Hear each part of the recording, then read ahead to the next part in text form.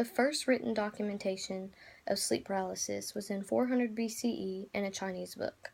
According to the Sleep Paralysis Project, the highest percentage of people who have experienced this was 65%. However, it was as low as 5% due to the sample size that was used and how the study was conducted.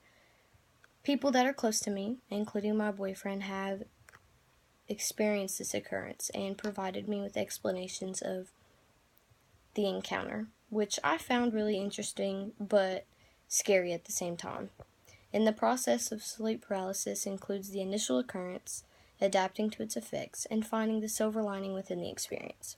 Let's begin by exploring what the phenomenon really feels like. Imagine drifting off to sleep but being awake. You cannot move any part of your body except your eyes, and you feel as stiff as a board and like an extremely heavy object is just lying on top of you. Of course, limiting your movements to only your eyes would make an enormous amount of fear come over you, thus making you think the worst possible thing could happen.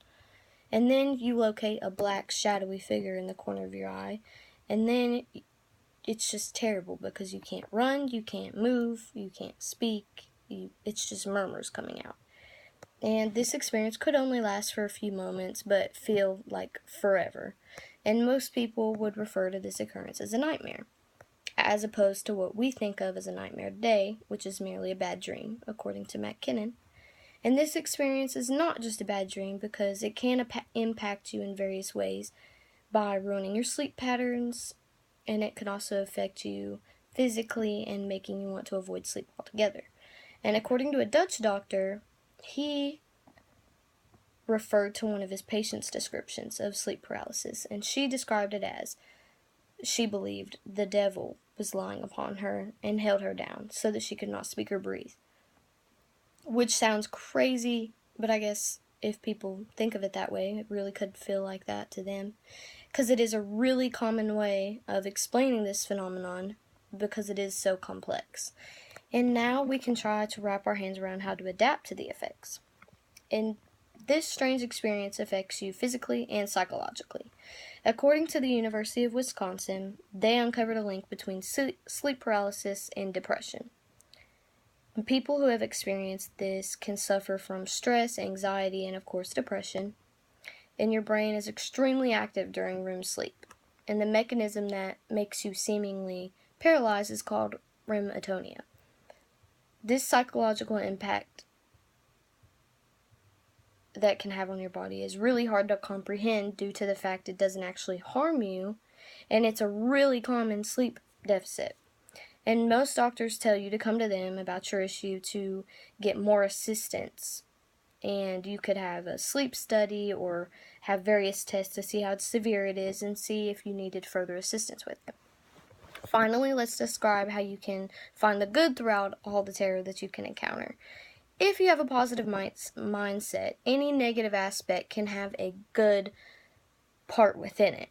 And sleep paralysis seemingly brings quite a few issues. However, there are some benefits if you choose to make the most out of a bad situation. And one of the benefits that could be a part of this is you can induce what's called a lucid dream or an out-of-body experience. And using your imagination and being temporarily paralyzed to its full potential can bring some benefits to the table. When you use your mind, you can have full control over your dream. Once control is regained of your paralysis and transformed into an out-of-body experience, you can have some insights on life from a multi-dimensional perspective. And I think that is a wonderful thing that could even be possible. And this type of experience has so many benefits, such as similar descriptions that have been reported in a near-death experience. Sleep paralysis only has benefits if you allow it to transform into something such as a lucid dream or an out-of-body experience.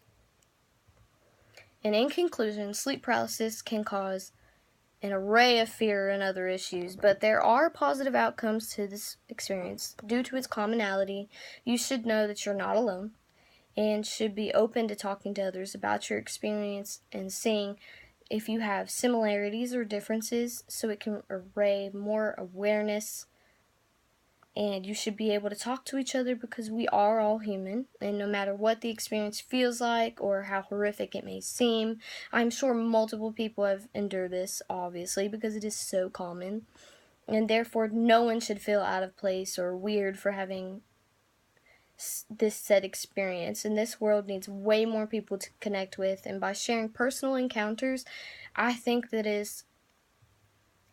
could tie us into so many people. I think it would be wonderful to be able to talk about this experience and relate to each other, because not every nightmare has to be horrifying. It can be a wonderful experience if you allow it to be. And that's all I got.